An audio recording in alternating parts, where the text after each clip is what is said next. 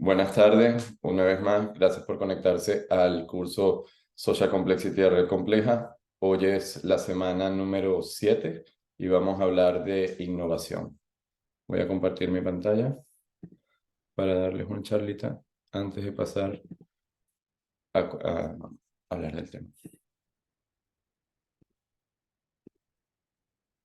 Entonces, la innovación, vamos a hablarla y vamos a explicarla desde el punto de vista de lo que sería sistemas complejos y cómo entendemos pues, que los sistemas evolucionan y crecen en el tiempo.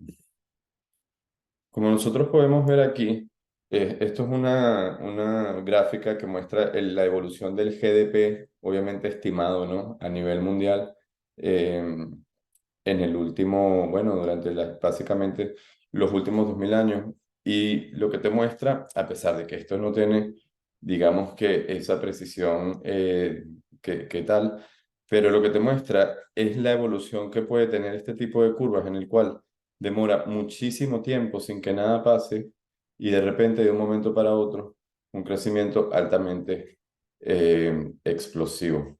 Y de eso es lo que vamos a hablar hoy, cómo las economías crecen, cómo los productos van encontrando su lugar en el mercado, cómo se van desarrollando y cuál es la dinámica que está detrás de todo aquello. Una vez más, para entender mejor, digamos, el territorio, de cómo funcionan las cosas y los sistemas y poder diseñar detrás, pues, mejores estrategias con un mapa que esté más cercano al territorio.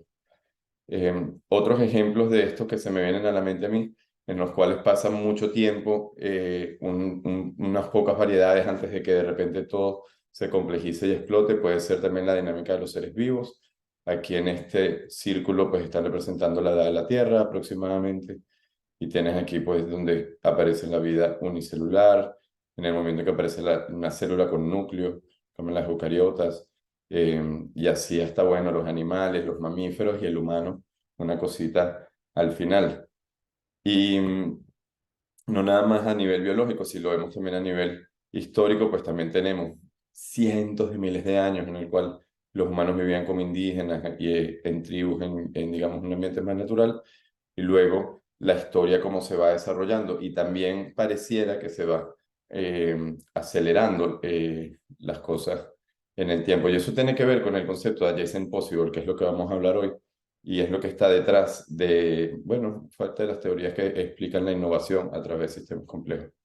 Y el adjacent possible dice que existe un posible de cosas que son actuales, actualmente posibles de hacer, un conjunto de variedades, pero que a partir de esas variedades, con una recombinación o lo que llaman repurposing, que es como redirigir el propósito de ciertas variedades, se puede generar nueva información, se pueden generar nuevos productos de nuevas variedades, y es lo que sería el adjacent possible, lo que es posible adyacente al estado en el cual nos encontramos. Y es cosas que simplemente damos por sentado, pero si tú piensas que para poder tener un libro impreso se necesita primero tener pues la imprenta, y para tener la imprenta pues se necesitan tener una serie de variedades e ingredientes que tienen una historia y una cantidad de cosas que se tuvieron que dar para que se diera eh, la actual, ¿no?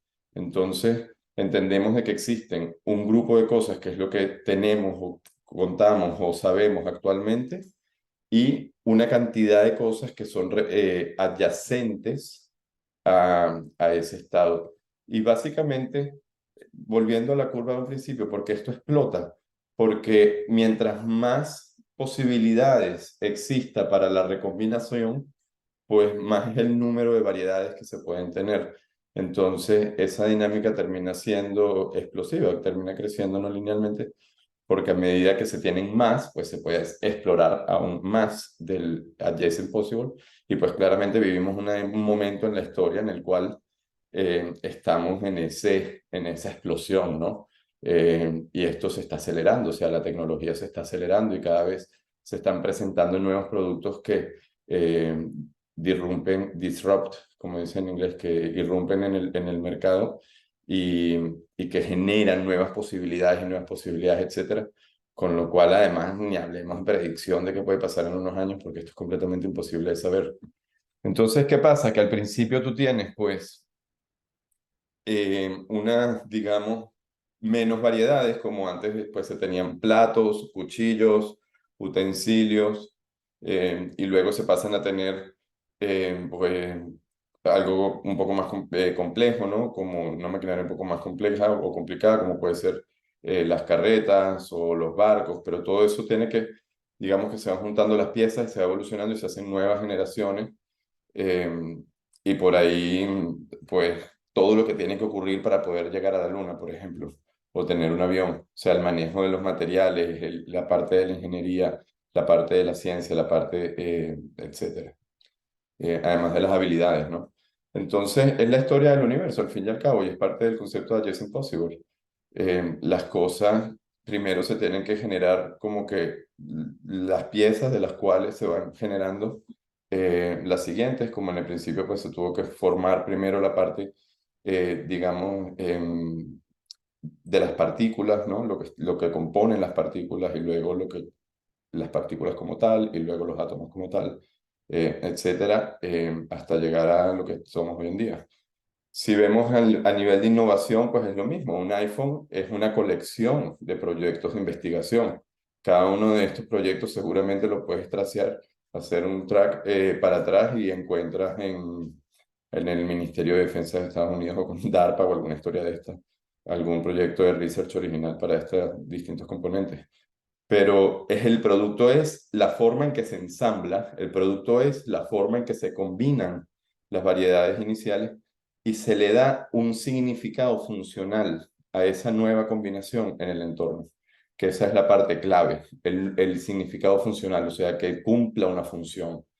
Y, y eso es importantísimo entenderlo porque cuando se está desarrollando productos, se tiene que entender, la gente por lo general piensa, bueno, tengo todas estas piezas, qué puedo sacar de aquí, por ejemplo? Y de esa forma no va a salir un iPhone sale porque se dice, mira, la gente necesita comunicarse y necesita comunicarse de estas maneras, con vídeo, con tal, con esto. Y lo que se hace es, se ensambla el sistema en función del propósito. Y ese propósito cumple una función dentro del sistema social, cumple una función dentro del mercado y es de esa forma que se engancha la variedad en el mercado. Entonces, realmente hago énfasis en esto porque es muy común que la gente que se acostumbra a desarrollar la habilidad, por lo general, se haga la pregunta de cómo aplicarla en lugar de estar enfocado en la aplicación y preguntarse cómo puedo resolver esa aplicación a partir de las piezas que tengo, pues.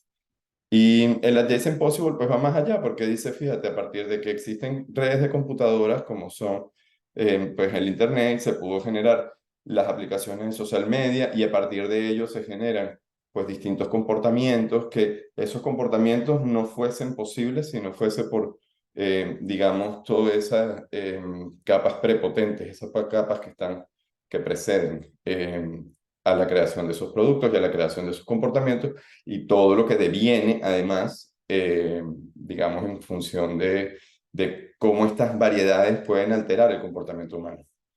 En otros ámbitos se ha estudiado también cómo las redes de productos internacionales de exportación y exportación, las estructuras que tienen en función, por ejemplo, de que países exporten ambos productos. Esta red se llama Product Space, es desarrollada por César Hidalgo, chileno, y en colaboración con Ricardo Hausmann.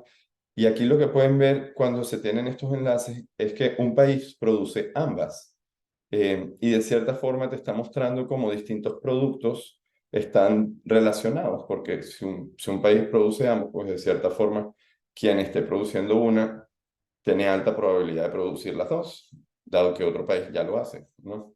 Y a partir de aquí, pues se muestra eh, toda la red de variedades a nivel mundial y las materias primas y, ¿cómo se llaman? Las cosas básicas como los textiles o la metalurgia, las industrias más primarias, pues están a las afueras de la red y luego en el core del medio, pues estarían las cosas que son un poco más, que requieren de ensamblar muchas más piezas, como podría ser la parte, pues, mecánica o electrónica. Y con ver las distintas partes del mundo, cómo se ven en esta red, pues puedes ver países desarrollados en los cuales industrializados tienen una alta presencia en todos estos productos de ese núcleo de componentes, ¿no? Mientras que los otros países en vía de desarrollo pues están, digamos, más en la parte periférica o primaria de lo que sería esa red. Y luego utilizar esta red de nuevo para tener un mapa de que si un país a nivel grande, pero que es el mismo proceso de innovación. Si yo quiero innovar, ¿cómo puedo hacer? Bueno, con lo que tengo, ¿qué puedo hacer? Y esta red te dice, con lo que tienes, esto es lo que ya se está haciendo. Y de esa forma entonces se puede empezar a crecer de una manera orgánica a partir de ese espacio de posibilidades, en lugar pues de tener pues estrategias completamente ciegas, ¿no? O que simplemente vayan en función de un plan que alguien elabora sin este nivel de detalle y conocimiento. Entonces, para resumir, la innovación vista, digamos, desde el punto de vista de sistemas complejos, es conectar puntos que ya existen, combinar las distintas variedades de forma tal de que esa nueva entidad, esa nueva variedad, ese nuevo producto, haga sentido en el sistema, cumpla una función. Y esa función tiene que ser que le sirva a que resuelva una necesidad a otra parte, digamos, del sistema y que de cierta forma pues encuentre cuál es su rol. Y lo que ocurre es que al establecer nuevas variedades dentro del sistema, no solamente estamos, digamos, o sea, se desarrolla la innovación, pero esa nueva variedad puede resolver un problema de ineficiencia, por ejemplo. Entonces, ahora el trabajo se hace de una forma más rápida y entonces genera un excedente de tiempo que antes no estaba disponible y eso desbloquea entonces otra serie de posibilidades que hacen que el sistema mejore más aún. Y esa es la dinámica con la cual se ha mantenido la innovación durante toda la historia. Y es la dinámica de crecimiento de la Adjacent Possible, en el cual se crean variedades que facilitan el propósito y al facilitar el propósito, pues pueden generar, digamos, filtran más información para ver en dónde hay posibilidades de mejora y de esa manera, pues mantenerse en un loop constante, que es lo que ha hecho la humanidad durante mucho tiempo, desarrollando y desarrollando y desarrollando tecnología para cada vez pues, ser un sistema más conectado, etcétera. Sí, depende del producto que estemos hablando, ¿no? Entonces, visto desde este punto de vista, tipos de innovación, está lo que sería la innovación incremental, que es una innovación sencilla, simplemente añadiendo una nueva historia aquí y allá, de nuevo, combinando lo que ya hay, pues con un elemento más o un elemento menos. Lo que se dice adyacente, que es pues justamente qué pasa si cambio el entorno, ¿verdad? ¿Qué pasa si cambio el mercado? ¿Se cumple la relación funcional? ¿Se cumple o no se cumple? ¿Y qué parte se cumple? Y esa parte es importante porque muchas veces la gente desarrolla productos pensando, voy a hacer este producto para cumplir X, Y o Z, pero en el medio, dentro del producto, desarrollaron una componente que es aplicable para otras cosas y que encuentra su función en el mercado. Si se mueve esa componente y se cambia el propósito. Y una persona que esté innovando, pues mientras más rápido se puede adaptar y cambiar este tipo de cosas o cambiar simplemente la estrategia, ya, pues ya está entendiendo cómo va y cómo funciona la dinámica detrás, ¿no? Y luego está pues lo que llaman las disruptivas y las radicales.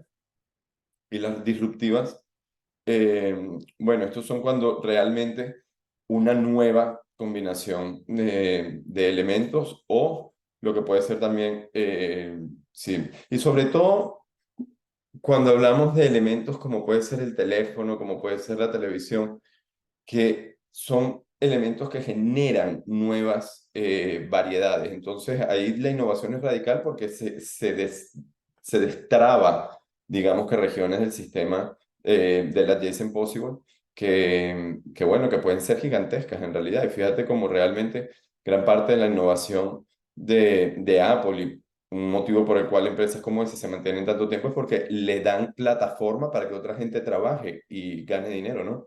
Entonces, es como, ¿sabes? Establecer la tecnología para que otras personas puedan hacer su trabajo y otras personas puedan ganar dinero y eso pueda seguir floreciendo. Eh, de nuevo, está aprovechando lo que es la dinámica de la Yes Possible para encontrar su funcionalidad y encontrar su propósito. Y luego aquí hay otros tres tipos de innovación que vienen del MIT, la escuela Sloan, el profesor Aulet, y dice que existen tres tipos de innovación. También me gusta mucho esta clasificación, la cual dice innovación de producto, como crear un nuevo producto, un Bitcoin, una historia. Y fíjate que el Bitcoin es importante porque como tal, la criptomoneda Bitcoin mañana se puede llamar XX Coin, o sea, da igual, la tecnología cambia demasiado rápido. Pero el Bitcoin sí demuestra que existe una necesidad en el mercado. O sea, el valor del Bitcoin no está en el producto como tal o en la variedad, sino en la relación funcional que está generando con el mercado, porque simplemente está demostrando que, bueno, con los medios digitales tener dinero que también sea digital y que pueda tener este tipo de transacciones, etcétera. Y bueno, es necesario simplemente tener su mercado, tener su nicho. Lo otro sería la innovación de procesos, que es cómo mejorar los procesos. Y para mejorar procesos no es nada más pues generar más, también con reducir costos, pues es lo mismo para el Excel. Y lo otro es la innovación en el modelo de negocio, cómo se está pensando en el marketing, cómo se está pensando en el producto, en los precios, etcétera. Y son espacios, son como espacios en los cuales existe espacio o dimensiones en los cuales existe espacio para la innovación. Y el mundo en el que vivimos es un mundo en el que todo está cambiando muy rápidamente. Tenemos cada vez más acceso a tecnologías que son muy fáciles de usar y con las cuales podemos hacer digamos, cosas sin... O sea, antiguamente se necesitaba una empresa de software o desarrollar mucho para poder generar variedades que entren al mercado y que realmente mejoren, digamos, o que cumplan una funcionalidad, sea lo que sea la aplicación. Y bueno, espero que esta charla les ayude a entender un poco cómo sistemas complejos ve la innovación, entendiendo cómo crece esa red de productos y ese árbol de variedades que generan productos y, y que va a seguir creciendo, con lo cual espero que, bueno, les ayude un poco a pensar estas cosas mejor. Con esto me despido, muchas gracias y les paso la palabra para la discusión.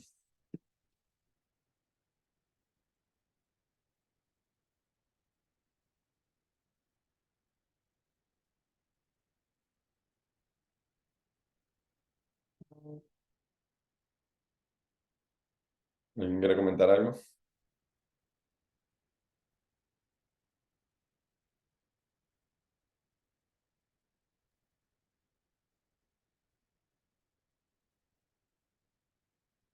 Sí, ¿qué tal? Buenas tardes. ¿Me escuchan, no? Sí, Sí. Carlos. Bueno, saludos como siempre. Súper interesante también la temática. Por supuesto, lo que típicamente hacemos cada uno inmediatamente lo relaciona con su campo, ¿no? de interés.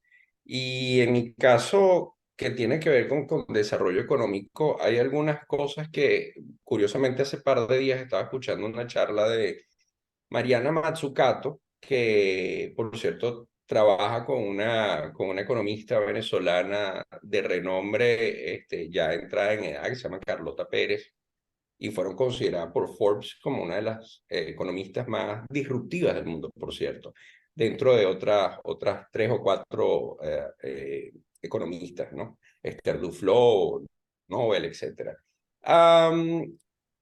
Bueno, este tema digamos que lo llaman, ¿no? Complejidad económica, en donde, como tú lo habías puesto, efectivamente, Ricardo Hausmann, César Hidalgo, han hecho los principales trabajos. Con algunas de las cosas que uno ha estudiado, yo me doy cuenta que ah, hay dos explicaciones muy interesantes con respecto al tema de desarrollo económico, ¿no? Una tiene que ver con exactamente eso que tú estás diciendo, que es el adjacent possible, ¿no? Y cómo la recomendación de los teóricos de la complejidad económica, digamos Ricardo Hausmann particularmente, y bueno, otros pues relacionados, dicen efectivamente, si tú tienes, dependiendo del espacio de productos que tú tienes, naturalmente busca expandirte en aquellos nodos, en los nodos adyacentes, ¿no? Que vas a tener, por supuesto, mayores probabilidades de éxito, bla, bla, bla. Eso yo creo que, de hecho, ya no es tan esotérico, yo creo que ya, ya es manejado con cierta familiaridad en distintas esferas, ¿no? Ahora bien, los cronistas de desarrollo económico de Corea del Sur, por ejemplo, ¿no? En particular Alice Amstein y Ha-Joon Chang, y particularmente Alice Amstein, ella explica cómo lo que hizo Corea fue que, de nuevo, por eso hablaba de Mariana Mazzucato lo vuelve a traer y lo plantea en este libro que no he leído, pero estaba escuchando la entrevista se llama Mission Economy, a Moonshot Guide to Reinvent Capitalism, ¿no? Es un tiro a la luna o un viaje a la luna para reinventar el capitalismo o la guía del viaje a la luna, etcétera, ¿no? Y de hecho habla de el programa Apolo 11. Entonces, para resumir, aparentemente la historia de Corea del Sur, por ejemplo, ¿no? Fue una historia en donde ellos se plantearon un objetivo extremadamente disruptivo. Bueno, no un objetivo, varios objetivos, ¿no? Por ejemplo, en particular con el tema del desarrollo de la industria naviera. O sea, los tipos, no había un astillero. Y 11 años después era el primer eh, productor de barcos del mundo, ¿no? O sea, es una cosa que yo no he visto ningún otro ejemplo similar en la historia, ¿no?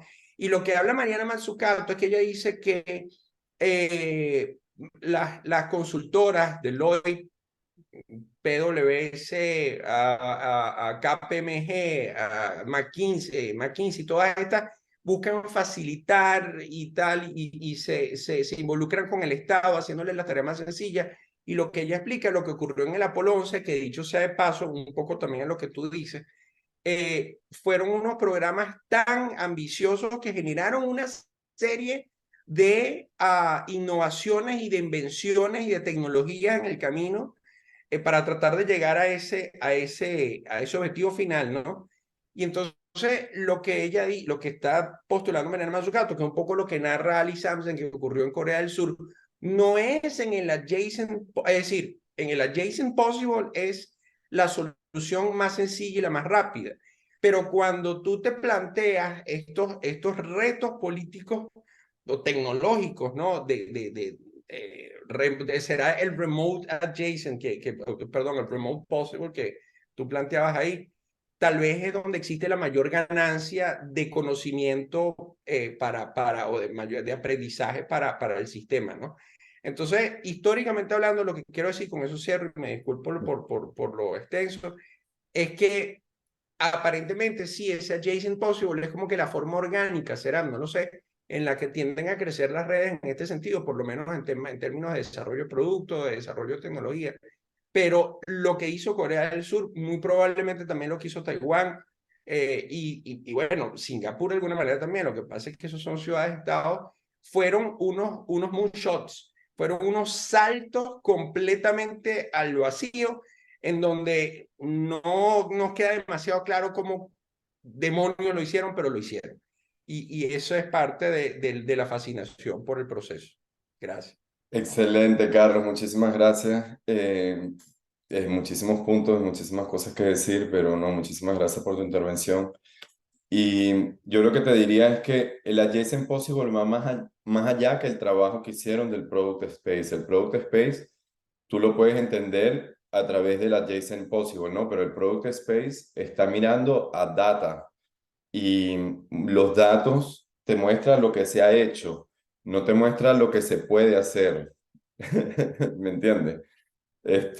Y eso es importante, o sea, al final tampoco es que es muy divergente, ¿no? Pero a nivel de modelo y modelo de management y modelo de políticas, son pequeñas diferencias que hacen, digamos, esos resultados pues tan drásticamente mejores. Y diferencias, digo yo, en los elementos que se introdujeron dentro de la cultura, dentro del contexto, dentro del momento en el que se estaba viviendo y cómo se combinaron todos esos factores. Y son los mismos factores que están en otras partes, pero la combinación es diferente. Con lo cual ahí también entra el adjacent possible, porque te dice, esto es posible. O sea, esto con los ingredientes que tú tienes, que son los mismos ingredientes que tiene este país, esto se puede hacer. Ahora, la pregunta es, ¿qué es lo que hubo que era diferente y hasta qué punto es lo suficientemente, digamos, universal como para trasladarlo a otros tipos de sociedades? Y yo me atrevería a decir que tiene mucho que ver con lo que estoy diciendo a nivel estructural, pero también como circunstancial, o sea, qué fueron los ingredientes que se dieron en ese momento, pues, para que se pudiese dar ese tipo de desarrollo, ese tipo de crecimiento y también de dónde vienen. O sea, es como, es que hay que entenderlo todo como la red, tanto de cuáles son todos los factores que se están juntando, y eso incluye también la historia que tienen estos países, ¿no? Porque son países que tienen civilizaciones que también son muy antiguas y eso eh, tiene una diferencia digamos, en la población. Eh, pero sí, total. Yo te entiendo lo que quiere decir, sobre todo a partir de los datos, y eso es importante entenderlo porque los datos, la gente estudia obviamente los datos, pero los datos en muchos casos no te están mostrando el sistema más funcional, o sea, te están mostrando lo que ha ocurrido y lo que ha ocurrido pueden ser sistemas muy disfuncionales. Entonces, a partir de ahí, de cierta forma pueden limitar, digamos, lo que se cree que es posible, lo que se cree que es posible en este espacio de posibilidades. Al final, el Adjacent Possible lo que habla es que existe un espacio de posibilidades y te dice cómo se navega ese espacio de posibilidades, eh, que es a partir de la combinación, recombinación y evaluación de variedades en todo momento, y que de esa forma es que eso va creciendo. Ahora, adyacente a uno, y hay un adyacente que es inmediato, simplemente me cambio las gafas y ya, pero hay adyacentes que requieren más preparación, pero es adyacente de igual manera porque simplemente tengo que introducir el entrenamiento para conseguir ese resultado. ¿Me entiendes? Adyacente a uno existen muchas maneras de actuar. Entonces, ¿sabes? Por ahí también te va enseñando cómo es la vaina. O sea, si tienes algo que decir. Sí, yo lo que creo es que de alguna manera también hay una, llamémoslo, una metalección, ¿no? En todo esto. Y es que si tú eres un país, supongamos que eres un país o eres un sistema, eres un mercado, ¿no? Y tú de manera constante, que fue de nuevo un poco lo que hizo Corea del Sur, porque Corea del Sur no fue solamente con el tema, por ejemplo, de los astilleros, también fue con un tema de industria metalmecánica, industria básica pesada, petroquímica, ¿no? Una cantidad de cosas que no tenían en un momento determinado, ¿no? Eh, eh, si tú de manera repetitiva, ¿no? Vas capitalizando nuevos espacios del product space, ¿no? Y yo diría, dependiendo qué tan adjacent o qué tan remoto sea, obviamente tú vas ejercitando el músculo con mayor o menor intensidad, naturalmente, ¿no? Cuando tú comienzas a hacer esto de manera repetitiva o de manera sistemática, un poco también, bueno, obviamente Japón, ¿no? ¿Qué no puede hacer Japón? Está viendo un video ahorita, bueno, aunque era un coreano, y el coreano baila música venezolana, todo lo que le ponen es increíble. O sea, de verdad que el tipo tiene la capacidad para lo que se proponga lo logra, pero de nuevo, porque tal vez vienen de un entrenamiento sistemático, bastante establecido, bastante demostrado durante décadas o generaciones, en los cuales ellos saben cómo avanzar a un nuevo espacio, capitalizarlo, crecer y vuelven a avanzar de una manera bien sistemática, ¿no? Entonces yo creo que en ese proceso, esa mental lección, o sea, está el aprendizaje de capitalizar nuevos espacios. Eh, sea donde sea que estés, ¿no? Y eso es un poco lo que yo creo que también explica el éxito de esos países, de algunos de estos países, lo de acá, en cómo ejercitar ese músculo de capitalizar nuevos negocios, capitalizar nuevas oportunidades en las que tú previamente no tenías conocimiento, ¿no? Porque ahí hay toda una serie bueno, lo que tú ponías acá, de procesos, modelos de negocio, tal vez no el modelo de negocio, pero el proceso. Definitivamente, los procesos, algunos procesos gerenciales, algunos procesos organizacionales que aplican en cierto vector de crecimiento van a aplicar en muchos otros también, ¿no? Entonces, ya tú tienes toda la organización, ya tú tienes toda la infraestructura armada. Entonces, bueno, en vez de inventar bebida, no sé, láctea lista para el consumo, te vas con probióticos, te vas con otra cosa, bueno, o de repente lanzas un nuevo, no sé, comida, qué sé yo, algo completamente distinto, ya tú tienes todo el músculo engranado para eso, ¿no? Yo creo que un poco también por ahí. Y engranar el músculo para eso, al final te permite engranar el músculo para un montón de cosas más, ¿sabes? Y lo que acabas de decir de capitalizar es fundamental, porque al capitalizar estás encontrando la relación funcional y lo estás, digamos, cristalizando en el sistema. Entonces, de nuevo, estás creciendo dentro de ese adyacente.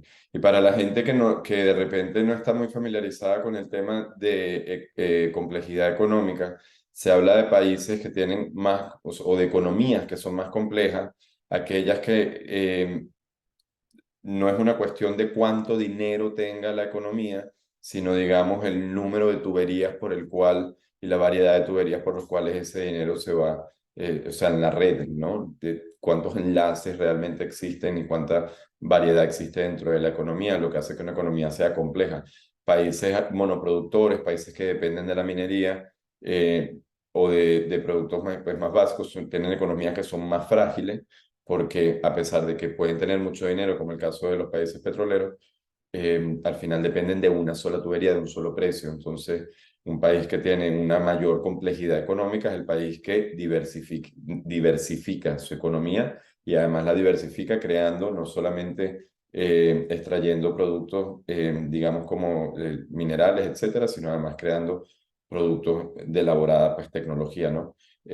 Y si lo piensas a nivel de la jerarquía de cómo se necesitan los productos para llegar a generar pues, este tipo de, ¿cómo se llama?, de tecnología, ahí pues entonces además ver cómo la complejidad económica inevitablemente está asociada con una complejidad geopolítica y con una complejidad y cómo están, digamos, y un intercambio pues que además va a ser de información cultural, etcétera, y cómo pues todas estas redes de cierta forma están dándose forma las unas a las otras.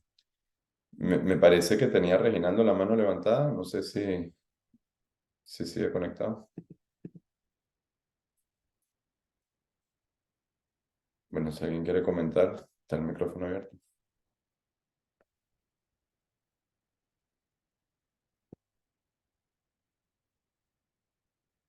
Dice Cintia Ortega, los procesos se convierten en su filosofía. Cintia, ¿quieres comentar algo de ello? Tú sabes que yo también estaba pensando eso cuando Carlos habló de que la filosofía es lo que está también de fondo, ¿sabes? Que diferencian las culturas, particularmente las asiáticas, la filosofía con la cual se rigen, pues tiene, la filosofía al final es como que esas variables o esas variedades que van a determinar mucho en cómo la sociedad, digamos, se Sí. autoorganiza y se termina estructurando. Hola, ¿qué tal a todos? Perdón que no prenda mi cámara, estoy dando de comer aquí a mis niños. Este, pero, Gracias por pero sí, conectarte. sí, no hay problema. Es que acá, donde estoy son las 2:30, empezamos, eran las 3 y algo, entonces, por eso. Pero sí, no lo conozco yo de primera mano, pero estoy casada con un ingeniero industrial. Entonces, escucho mucho esas cuestiones de know-how y cómo los procesos al repetirlos y al ver resultados se convierte en una filosofía. Puede ser una filosofía de calidad, puede ser, o sea, una filosofía económica, puede ser una filosofía de educación, inclusive de innovaciones, etcétera, en los cuales no hablo en general, no conozco más países de Latinoamérica, pero según algunos estudios son cuestiones que hace falta, eh, no me refiero tanto a incrementar, sino promover, ¿no? La cuestión de la filosofía, de cómo, por ejemplo, muchas personas que adoptan ese tipo de cuestiones, y lo podemos ver, por ejemplo, en la industria automotriz, que ha sido un claro ejemplo, ¿no? De una cuestión de, por ejemplo, algunos, no me sé todos, perdón, pero pues tengo, por ejemplo, Yurani, Chicago, etcétera, que se convierten precisamente en puntos, digamos, que catapultan otras industrias donde se pueden aplicar sus filosofías, inclusive filosofías de calidad, que inclusive yo lo he visto en varias amistades de mi esposo, que también son ingenieros industriales, que se convierte incluso en una filosofía personal. o sea, de cómo arreglan cosas, de cómo solucionan problemas, eso también es bien interesante, ¿no? De una estructura mental, una estructura de pensamiento, y que a final de cuentas, esas innovaciones de otros, como dicen, pues nos podemos colocar en los hombros de otros grandes, para nosotros ir generando algo. Mi formación, bueno, aparte de abogado, tengo la de comercio exterior y aduanas. Y siempre, por ejemplo, nos instruían mucho a nosotros de ver la innovación con un factor de aplicabilidad comercial, más que nada, ¿no? O sea, el invento, igual y que suave tu invento, pero no, no tiene aplicación comercial, ¿no? Pero ahorita precisamente con las lecturas y esta charla, pues puedo, digamos, ponerme otros lentes, ¿no? Y verlo de otra manera la parte de la innovación. Pero básicamente era lo que ponía en el chat. Gracias. Gracias, Cintia. Sí, y tú sabes qué pasa, que, y conectando un poco también lo que dices tú con lo que dice Carlos, y me viene mucho a la mente, es la palabra evolución. Si las organizaciones sociales, si los grupos sociales, incluso los países, tienen maneras de cómo integrar, ¿no? Y que, las cosas que se van desarrollando, eh, así se van sentando las bases para que el sistema pues pueda ir evolucionando y encontrar la aplicación comercial o encontrar la manera de que las cosas se mantengan, o sea, encuentren su relación funcional dentro del sistema. Luego eso va a abrir un mundo inmenso de posibilidades. Tú no sabes realmente cómo un sistema cambia en lo que tú introduces una tecnología hasta que la tecnología no está dentro del sistema.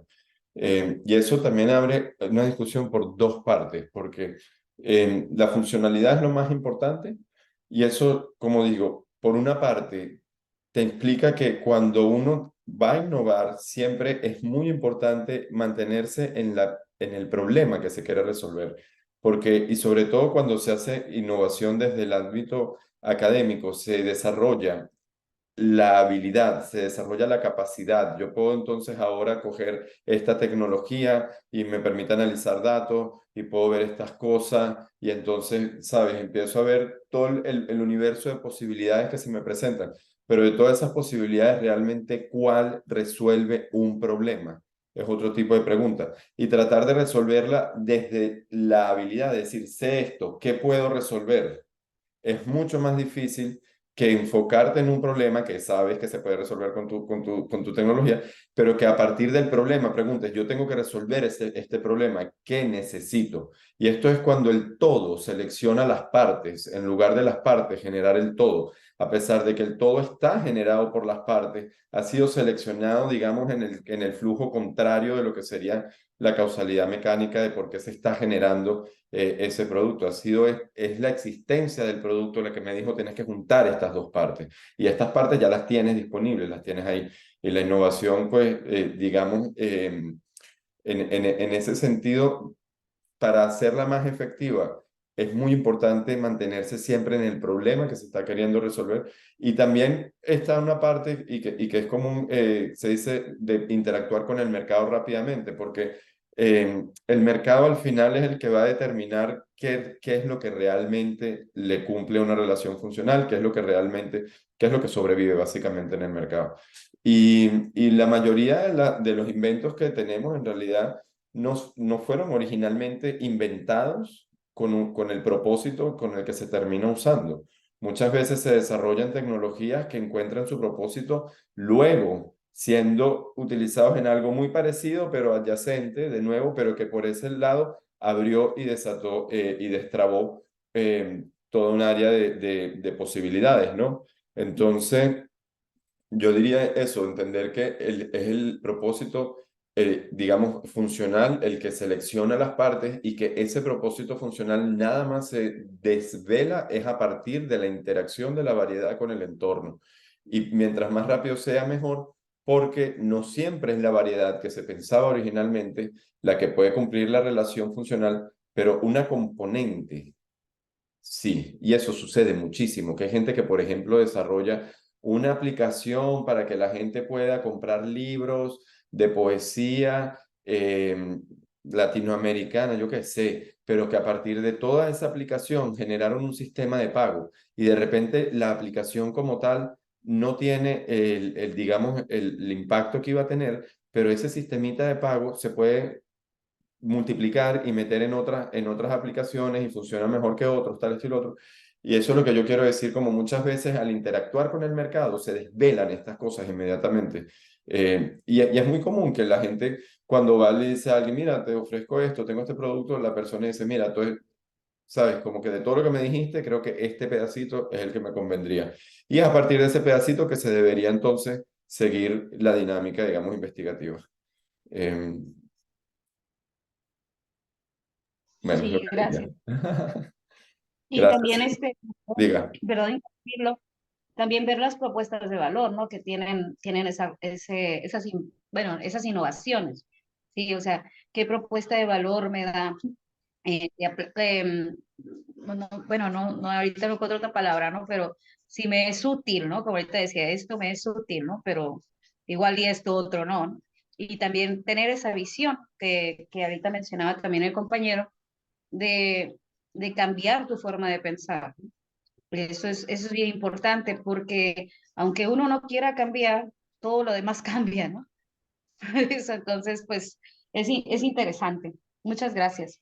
Claro, Cindy, esa era la otra parte que quería comentarte y es cómo las bases filosóficas, y Reginaldo, ahora te paso la palabra y nos puedes profundizar también un poquito en esto, pero realmente esos perceptos que tenemos de nosotros mismos y de la realidad y de la sociedad que luego en el concepto de adjacent possible de los comportamientos sociales, como la filosofía es la que sienta las bases, que luego te dice, mira, tú te mueves más o menos en esta región del espacio de posibilidades y no de aquella, ¿no?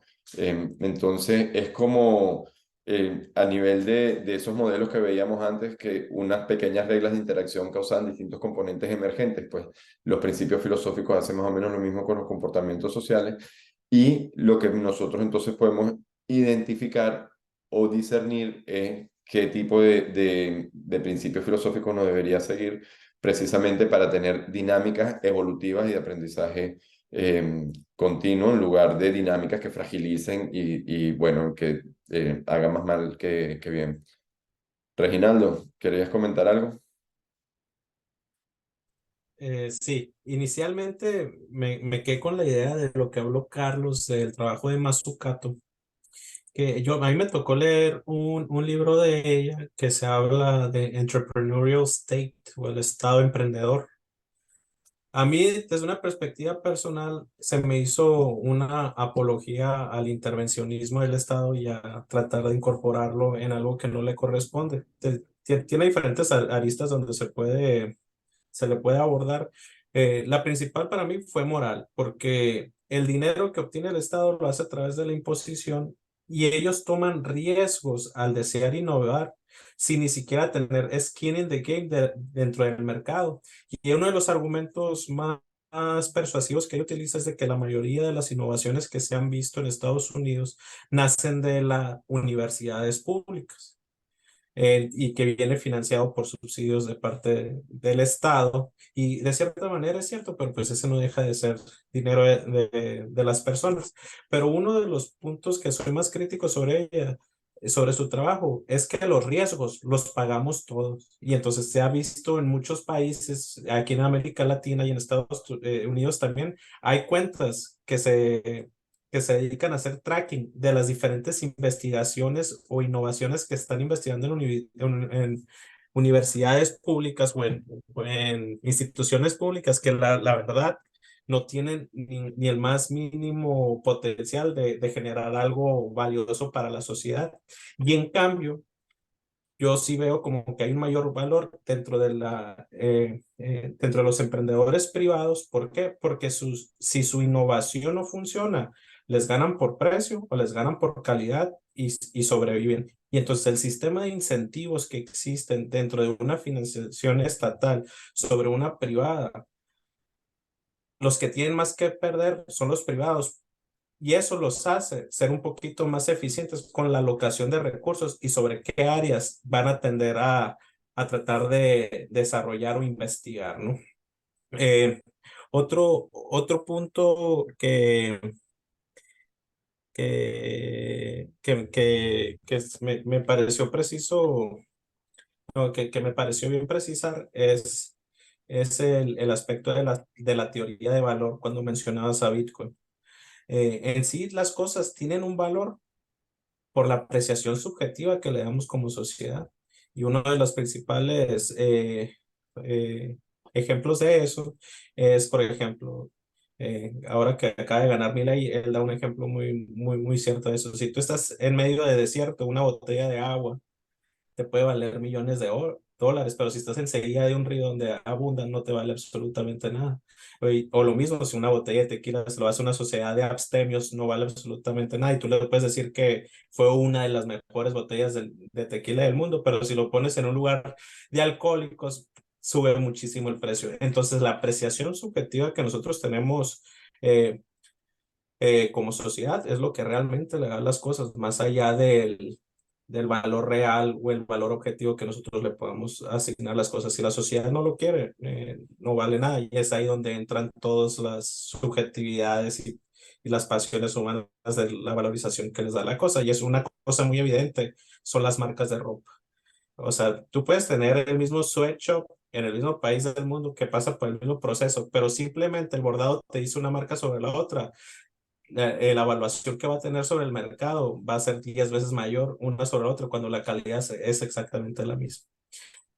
Nomás para cerrar eso, yo siento que uno de los principales puntos que abordar sobre la innovación, ¿qué incentivos son los que están apoyando o están moviendo al ente innovador, ya sea el empresario, el estudiante, el negociante, el hombre de negocios que esté buscando una ventaja competitiva sobre lo del mercado?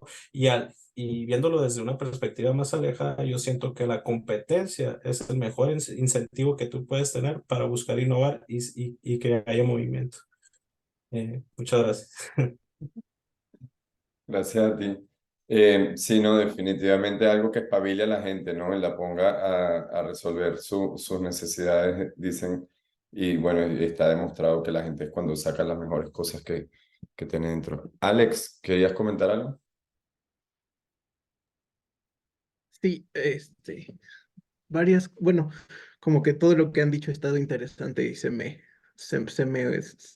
mezcla en la cabeza, pero lo que decía Carlos al principio de relación, bueno, relacionó lo que dice Matsukato con el crecimiento en países asiáticos, este, pero yo lo vería de una forma diferente, o sea, él ve los moonshots, o como lo que le entendí es que ve los moonshots como diferentes a esto del concepto de lo posible adyacente, pero yo como veo más bien el desarrollo en Asia es el gobierno se planteó un moonshot en lo macro, pero creó estructuras en las que se pudieran desarrollar esas innovaciones por los mecanismos que menciona el artículo que decías tú, Alfredo. Y también tiene que ver con con lo que criticaba Reginaldo sobre sobre la competencia. Lo que entiendo, por ejemplo, en el caso coreano, es que Corea se hizo muy proteccionista hacia afuera y muy como cutthroat, competitivo por dentro. Entonces, lo que hizo fue defender a sus propios productores de ataques del exterior, digamos, para crear este como hervidero de interacciones internas en las que se puedan dar estas innovaciones que pues, se convirtió en un powerhouse de tecnología. Y sí fue, bueno, en lo que entiendo es que sí fue por estos mecanismos de Adjacent Possible, pero el gobierno creó un ambiente en el cual se dieran estos casos, creando tariffs para que no pudieran, para que no entraran ¿no? Los externos, pero también, por ejemplo, Corea da créditos de gobiernos bastante buenos, pero siempre, o por lo menos daba, bastante buenos, pero siempre relacionados a tu capacidad de exportación. Y si no exportas bien, ya valiste y no te van a ayudar para nada y el que no pudo, no pudo. Entonces, Sí, crear el setting para que las innovaciones ocurran. Sería, en mi opinión, el papel del gobierno en todas estas cosas. Lo de Matsukato eh, promueve mucho la inversión estatal y me parece decente como en conocimientos básicos, ¿no? Como decía el artículo de que la innovación requiere ruido, quizás el gobierno invirtiendo en tecnologías básicas puede crear estos ruidos de información y ya entre los emprendedores pueden agarrar por acá, por allá y crear compañías y demás. Fue un poco, por ejemplo, lo que pasó con el COVID, que había tecnologías de ARN, tecnologías de vesículas, lipo, lo que sea, pero como en abstracto, o sea, en un laboratorio universitario que no, sin mucho uso, y llegaron las farmacéuticas, agarraron por acá, por allá, y crearon una buena estructura financiera redituable, pues que salvó muchas vidas, y así. Y también un poco uniendo todo eso con lo que decía, creo, Cintia, de las filosofías, este, personales. Yo, por ejemplo, el caso de lo que describí de Corea, se me hace que aquí en México hubiera salido horrible, porque pues proteger de los exteriores y ayudar a ciertas compañías aquí, pues los que hubieran salido ganando fueron los primos y los compadres de los políticos. Entonces, pues también cómo funcionan las políticas humanas en cada sociedad va a tener que ver con cómo resuelves los problemas. Muchas gracias, Alex. Comentar de las cosas que decías. Tú sabes que el Adjacent Possible, para completar un poco lo que estás diciendo, no es algo necesariamente que se aplica, ¿no? Tanto como una propiedad, digamos, del sistema natural y la forma en la que va creciendo este tipo de, o sea, la dinámica que se va dando. Y esto lo quiero decir porque el Adjacent Possible está presente, lo involucren dentro de la estrategia o no, va a seguir estando ahí porque eso es la naturaleza, así es que se comporta. La diferencia está si la estrategia entiende que este territorio que está tratando de navegar tiene una estructura y trata de incorporar esa estructura para que las acciones se hagan de una forma más efectiva. Y yo estoy 100% de acuerdo contigo que el gobierno lo que tiene que hacer es generar las condiciones, o sea, porque la humanidad quiere evolucionar, es lo que hablábamos en el break antes de la grabación, la humanidad quiere innovar. Tú lo que tienes es que crear las condiciones para que intervengas lo mínimo, o sea, para que interpongas lo mínimo en ese proceso natural. ¿Y eso qué quiere decir? Que el Estado, más allá de promover un ambiente innovador, lo que puede es no promover un ambiente donde se destruya la innovación, porque esto es un proceso emergente, para hacer el link con el enlace con el resto del curso. La innovación es un proceso emergente del ser humano. El ser humano está, digamos, a nivel de sociedad y es un flujo de creación de estructuras e información de energía, de átomos, de materia, va desde el origen del universo y pasa hasta el proceso creativo del ser humano. Y es el mismo proceso que se va, digamos, en distintas escalas organizando y organizando. Entonces, una persona que está interactuando con este sistema como un todo, lo mejor que puede hacer es eliminar los bloqueos para que el sistema siga su rumbo natural. Entonces, por una parte, ahí entraría el principio de vía negativa y es facilitar los procesos en lugar digamos, de activamente buscarlos.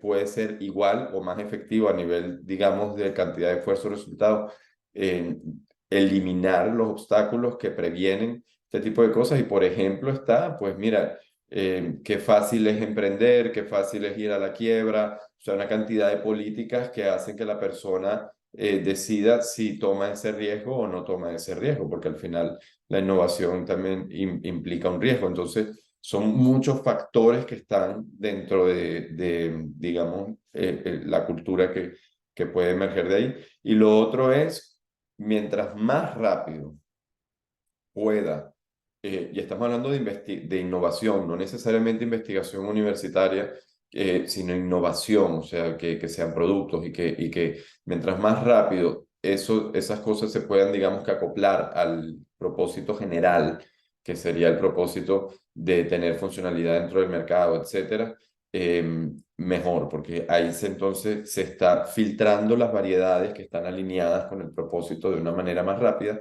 y eso es lo que hace, a fin de cuentas, acelerar el aprendizaje y acelerar la evolución. Con lo cual, porque la evolución a nivel de adjacent possible y variedades, la evolución es el sistema generando nuevas variedades que reafirman, refuerzan el propósito original del sistema. Entonces va creando más complejidad porque va creando más comportamientos y más capacidades de capturar información en el ambiente de forma tal de que se reduzca, volviendo a los temas que vimos antes, por el requisite variety, que se reduzca la cantidad de variedades desatendidas del sistema y que cada vez haya más mecanismos y más maneras de acoplar y de acoplar y de mantener la cuestión siempre en una dirección. Carlos, me parece que tenés la mano levantada. Sí, sí, está interesante hacia donde terminó llegando más o menos la conversación y me hizo pensar algunas cosas. Y una de las que, o sea, definitivamente, desde el punto de vista de la data, de la información, tanto lo que decía Reginaldo como Alex, es completamente cierto, que los modelos, ¿no? Hasta donde yo he visto coreano, probablemente el taiwanés también, y ahorita toco brevemente el tema de Singapur, fueron modelos altamente intervencionistas, ¿no?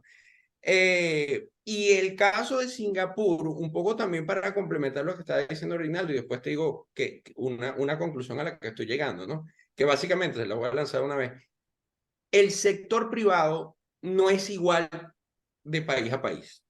Definitivamente no.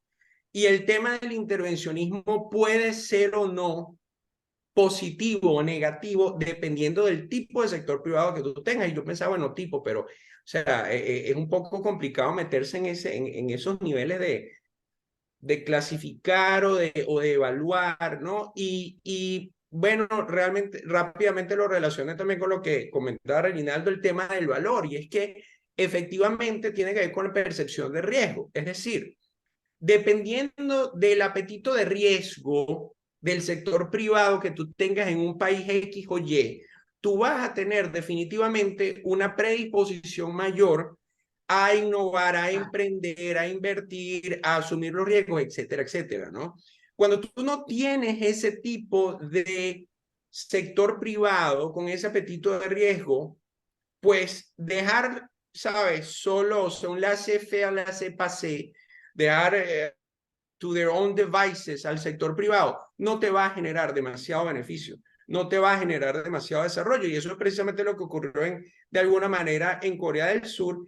Y en Singapur fue todavía más extremo. O sea, el caso Singapur es un caso que yo creo que no solo pienso que ha sido el único en la historia, sino que probablemente va a ser el único para el resto de la humanidad, porque era un estado, o sea, cuando se dieron cuenta que estaban, bueno, estoy parafraseando, no recuerdo exactamente toda la información, toda la secuencia de los hechos, ¿no? Pero entiendo que cuando ellos los expulsaron de Malasia, se miraron 3, 4 gatos en el medio de esa islita y no tenían ni gente. O sea, ¿cómo arrancas tú el desarrollo de un país cuando no tienes ni mercado, cuando no hay ni gente, cuando no hay consumidores, no hay nada, ¿no?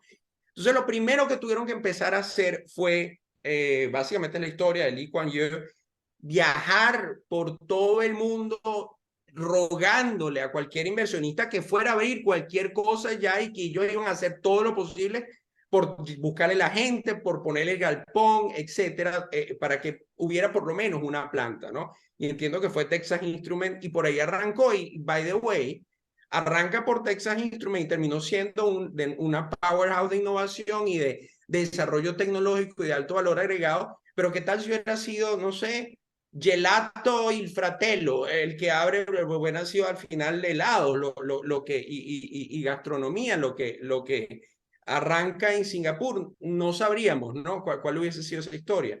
Pero el tema del intervencionismo, y Reinaldo tiene toda la razón, Mariana Mazzucato de alguna manera es una medio apologista del tema intervencionismo, pero de nuevo, revisando los ejemplos de los países que efectivamente fueron muy subdesarrollados y hoy son muy desarrollados en el corto plazo, o al menos de una manera clara y que lo hicieron de forma deliberada, lo hicieron con mucha intervención, ¿no? Entonces hay que entender bien, un poco detrás de eso no es, pienso yo, que no es la tesis del Estado mínimo, ni muchísimo menos la tesis del Estado máximo. Hay que ser bien cuidadoso, tal vez cómo es ese product space, cómo es el apetito de riesgo del sector privado, y luego aplicar las políticas necesarias. Lo que decía Alex, con eso cierro, crítico no, o sea, súper al punto, ¿no? Súper clave. En Corea se le permitió importar a aquellos que exportaban, ¿no? Eso es clave, o sea, me parece que eso es fenomenal, o sea, el negocio de la importación es uno de los negocios más fáciles que hay en el mundo, ¿no?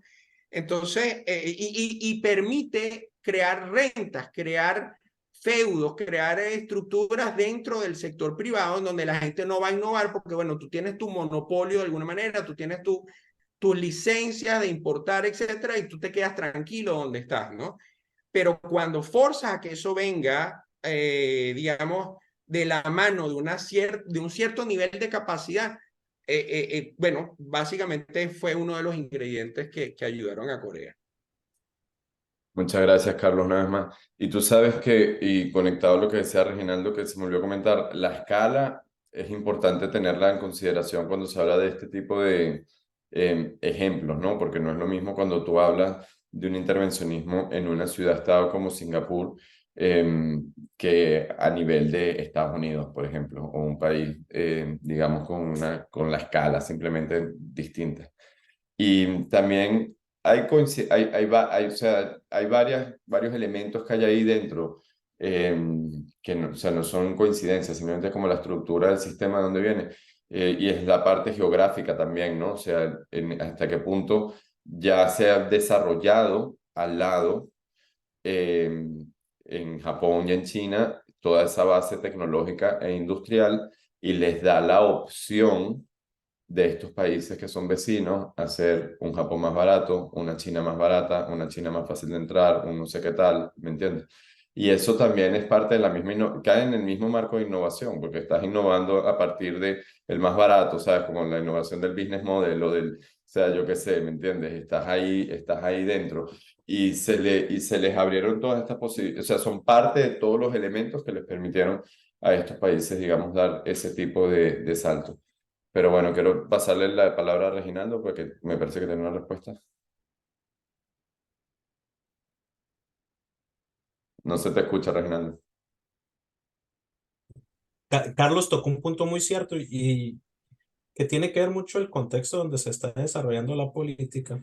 Y también cabe destacar que estos países que serían los tigres asiáticos son lugares donde no hay mucha abundancia de recursos primarios para, para exportar o para explotar de cierta manera.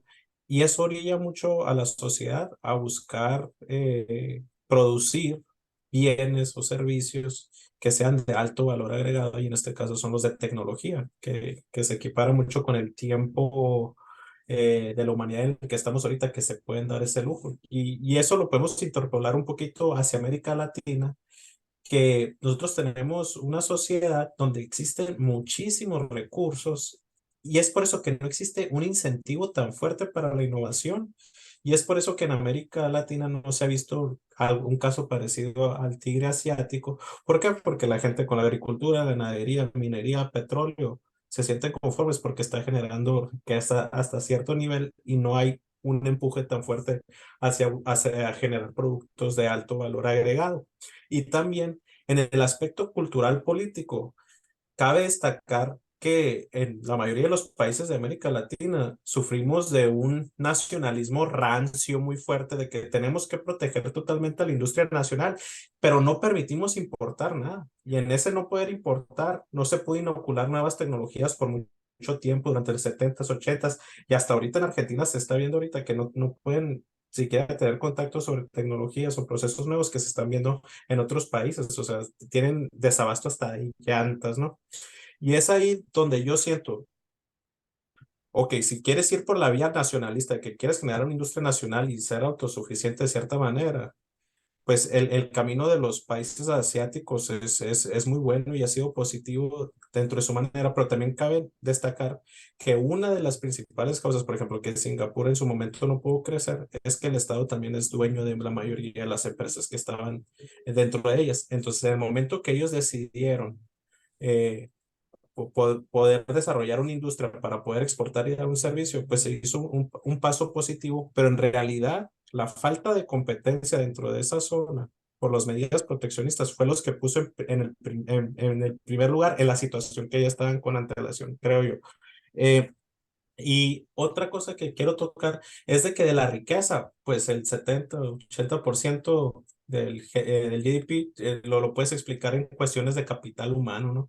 Qué tan educada está la población que tienes, qué tan buena salud tiene y eso se correlaciona muy fuertemente con el nivel de innovación. Uno de los problemas que yo veo, por ejemplo, muy fuertes en el norte de México es que la mayoría de las empresas grandes se dedican principalmente al sector primario o al sector de servicios. No existe un área industrial muy fuerte y entonces el dinero está concentrado con personas, hacia personas que tienen, que se dedican a esas áreas que no requieren demasiada innovación porque no existe demasiada competencia porque la demanda es muy fuerte y no puede venir una competencia externa a competirles por cuestiones logísticas. Y entonces ahí es donde si lo que hay de dos vías. Tú permites competencia externa y eso orilla a las personas a competir y a innovar, o las proteges y generas un feudo local de personas que están totalmente protegidas y el Estado los tiene agarrados de la mano, ¿no? Y es entonces que yo siento que de mucho del caso y cuál es tu objetivo final, lo que se va a basar la política que tienes que hacer. Y, por ejemplo, Japón es un caso impresionante, fue destruido en la Segunda Guerra Mundial y ellos encontraron el valor del capital humano, lo subieron a su máximo nivel y son de las sociedades más innovadoras que hay hasta ahora. Y es un país donde nomás crece arroz y en algunas partes no tiene metales, o sea, y es impresionante lo que se llevó a cabo allá. Totalmente. José Julio, ¿te gustaría comentar algo? Muchas gracias, Gracias. Reginaldo. Sí, sí, mira, a mí me pareció bien importante algo que Carlos dijo, que en el fondo no hay una receta económica única. O sea, cuando alguien tiene una receta económica única es un fanático, y esos fanáticos son peligrosos. Y como él describía, tú puedes ver las realidades de diversos países a través de su historia y las evoluciones, las formas en que lograron el éxito son distintas, no hay una única forma. Hay aspectos geográficos, históricos, etcétera. Me acordaba que Margoro Maruyama, que es el creador del concepto de segunda cibernética, ¿cierto? En el paso, ¿cierto? Desde los teoría de sistemas hacia los sistemas complejos, Maruyama estuvo en Latinoamérica en algún periodo y estuvo asesorando temas de desarrollo de empresas, esto en los años 80, y él decía que veía que pesaba mucho un modelo histórico que venía de los tiempos de los conquistadores en Latinoamérica, que era el modelo de eh, encontrar una mina de oro y explotarla, digamos, hasta que se acabe. O sea, que en el fondo el modelo de explotar una materia prima, una riqueza.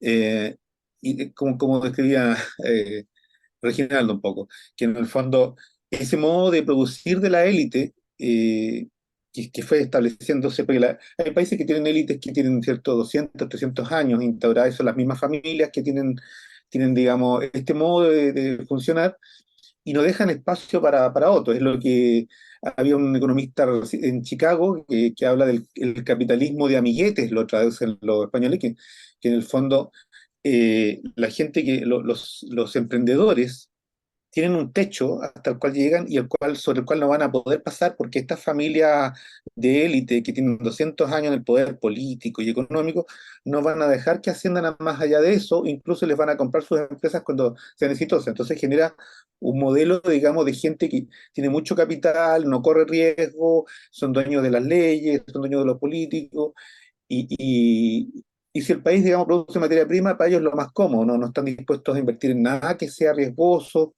Y eso le ha pasado a Chile, por ejemplo, con su economía, se ha quedado congelada en eso, porque hay una élite que tiene ciertos 200 años de la época de la independencia, son las mismas familias y se repiten, son el 90% de las gerencias, digamos, de empresa privada están en manos de gente que proviene de 4 colegios de élite, eso así funciona.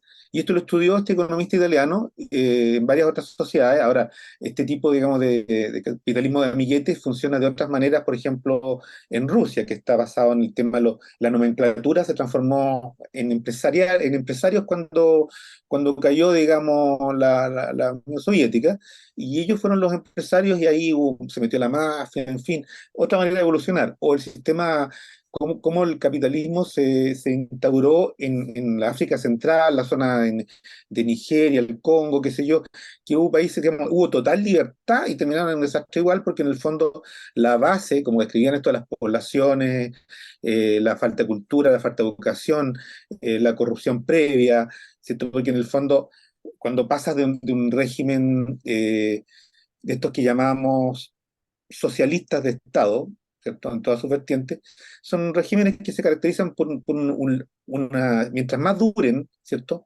Más se va corrompiendo toda la moralidad y el modo de vida de la población.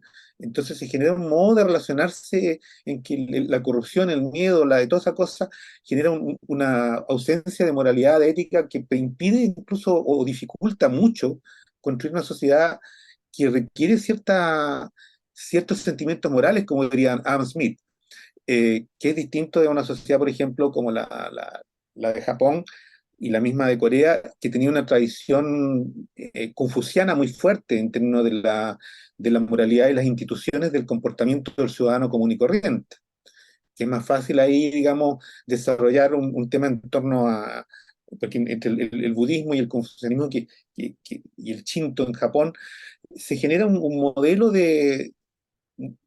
digamos, popular o histórico de cómo el ciudadano debe comportarse regladamente frente al trabajo, a los deberes, a la familia, un montón de cosas, y eso facilita ese tipo de ética. O sea, es muy distinto en cada país, por eso la misma receta no va a servir para cualquier país, no hay una receta universal.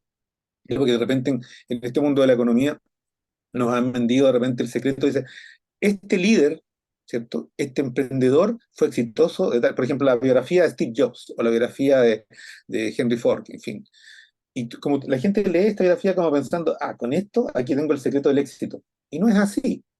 Eh, la historia tampoco nos enseña cosas, puede ser hasta anecdóticas, pero tampoco podemos decir que esa historia, digamos, la historia de un país o cómo ocurrió de cierta manera, nos va a decir algo de cómo va a ser el futuro, digamos, o si la economía puede triunfar basándose en ese acervo histórico. Entonces, cada lugar es distinto y la verdad, ¿cierto?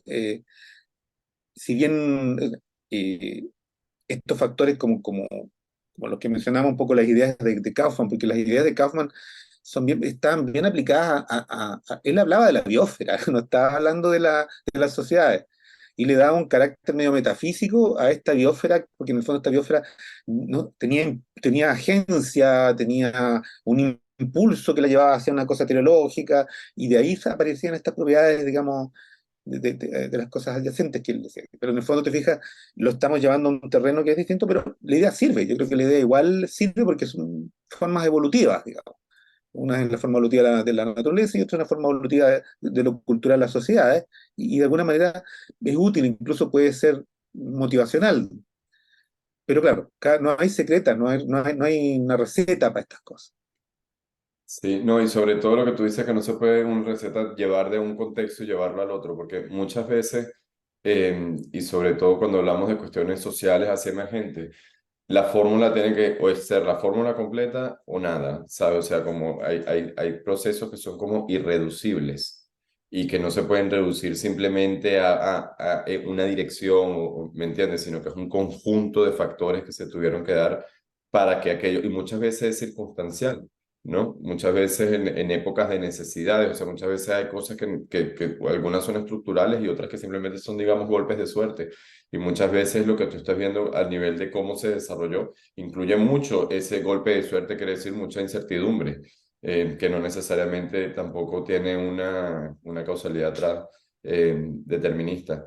Ahora, lo que yo veo es que si entendemos que la dinámica es un modelo, al final la Yes Impossible, pero que te explica más o menos la dinámica de cómo crecer, luego te empieza a cambiarte las gafas, por ejemplo, con lo que decía Reginaldo, en América Latina, bueno, somos países agrarios, somos países mineros, pero todo lo que está alrededor del proceso de la minería, por ejemplo, ahí hay lugar para innovación y Venezuela en su momento pues tenía la petroquímica y tenía muchísima investigación y muchísimo desarrollo alrededor de los derivados y todo lo que era el universo alrededor del petróleo, que no era nada más extraerlo y sacarlo. Y eso es parte de la Yes Impossible también, y es unas cuestiones en las cuales en América Latina pues existen muchas oportunidades que realmente no, digamos que no se desarrollan, ¿no? Yo creo que son muchos factores, obviamente. Es muy difícil resumirlo a uno solo, pero bueno. Reginaldo, ¿querías comentar algo?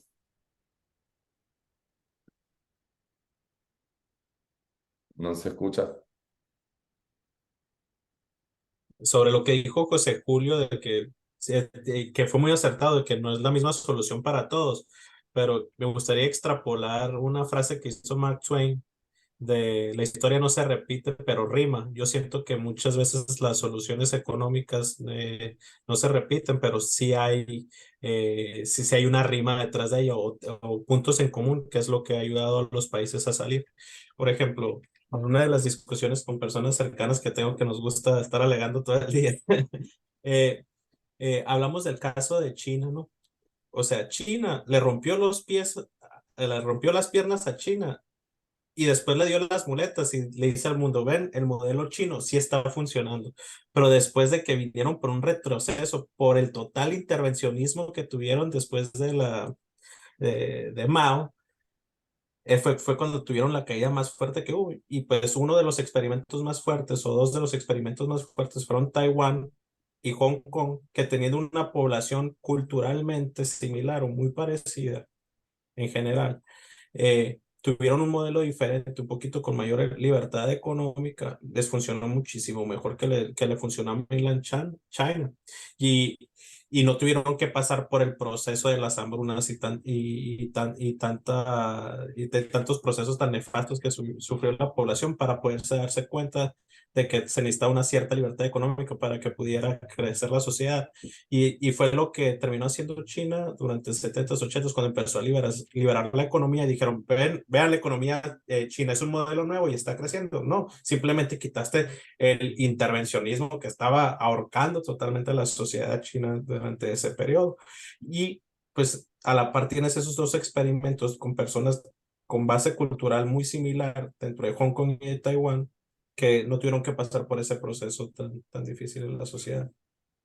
Total. Y tú sabes que yo te añadiría ahí también, Reginaldo, la confianza, porque, y una cosa que también habla Kaufman que es muy interesante, él dice que la evolución realmente, como la entendemos, no es lo que le está dando forma a todos, sino la autoorganización es lo que principalmente da forma, y luego dentro de las posibilidades autoorganizadas, la evolución se encarga pues de el detallito y de la diferenciación, digamos, final. Y digo esto porque hay variables como la confianza y la capacidad de tomar riesgos, que es fundamental y ya por ahí, quién te está garantizando y cómo te están garantizando ese tipo de decisiones. Ya eso te cambia por completo lo que tú puedes esperar de un sistema social. Ese es un punto muy interesante que tomas. O sea, las personas, las sociedades que hay más cohesión y confianza entre ellas, generalmente son más ricas. ¿Por qué? Por ejemplo, nosotros cuando hacemos un pedido en Amazon, tenemos confianza que Amazon nos va a enviar el producto, ¿no? Pero si nosotros nos metemos a una página que se ve medio sketchy de un país que no conocemos tanto, pues obviamente tratamos de alejarnos de ese tipo de servicios. Y eso lo podemos ver, por ejemplo, una métrica o una metodología para medir el nivel de confianza que hay entre los ciudadanos de un lugar. Les preguntan, ¿tú dejarías que tu vecino cuidara a tu hijo? A mí me tocó de chico, de que mi mamá me dejara, tenía que salir y me dejara con la vecina, ¿no? Y de que me lo cuida, sí. Pero ahorita es algo que ya se siente como algo impensable, ¿no? Por todas las cosas que hay. Y entonces el nivel de cohesión social que exista tiene una afectación muy fuerte al nivel de crecimiento económico. Y eso me hace recordar el tema de Bitcoin, que el mecanismo blockchain ese se le conoce como trustless, que es sin confianza. No necesitas confiar para saber que va a funcionar. Obviamente es ahí confianza de que si pusiste bien o no en la dirección del wallet donde vas a enviar los recursos, pero con los criptocontratos y con las transferencias de dinero, no hay ningún intermediario que te pueda quedar mal en el momento de enviar o recibir o hacer valer un criptocontrato. Y yo creo que ese es un avance muy fuerte. Pues si ya las personas no podemos confiar entre nosotros por las fallas de la humanidad, pues tener una medida tecnológica que no la necesite. Y bueno, yo añadiría también la confianza en la moneda, la confianza en las instituciones, la confianza en la seguridad, la confianza en que tu inversión, ¿sabes? No la vas a perder, porque al final la persona se lo está jugando y la pregunta es, ¿me lo juego o no me lo juego? Y lo único que tú puedes hacerlo es lo más apetecible posible. O sea, a nivel general, esa debería ser la estrategia, es Sí, simple. Eh, sí, la Sucede lo certidumbre micro, sucede lo jurídica. macro. ¿Ah? La certidumbre jurídica, ese es un problema que pasa mucho en países de América Latina. Entra un gobierno de derecha y se hace muy pro mercado y llegan empresas a establecerse ahí y después entra un gobierno de izquierda, le sube los impuestos, les baja los subsidios y adelante. Y lo que generó como que una sensación de desconfianza muy fuerte sobre la inversión extranjera dentro de estos países, porque no hay una certidumbre que te van a hacer valer los contratos. Se perdió la confianza hacia los contratos en las instituciones de América Latina. Y la confianza, de nuevo, la confianza es algo que uno intenta no perderla, porque es muy difícil construirla. La confianza se da y una vez que se da, una vez que se pierde, es complicado. Bueno, muchachos, hemos llegado a la hora final. Quería agradecerles a todos una vez más haberse conectado y la semana que viene será la última semana. Vamos a estar hablando de antifragilidad, de procesos de toma de decisiones y haciendo lo mismo, pues resúmenes de los lineamientos más principales de cada uno de estos temas y espero verlos. Cuídense mucho. Hasta luego. Muchas gracias. Chao, gracias.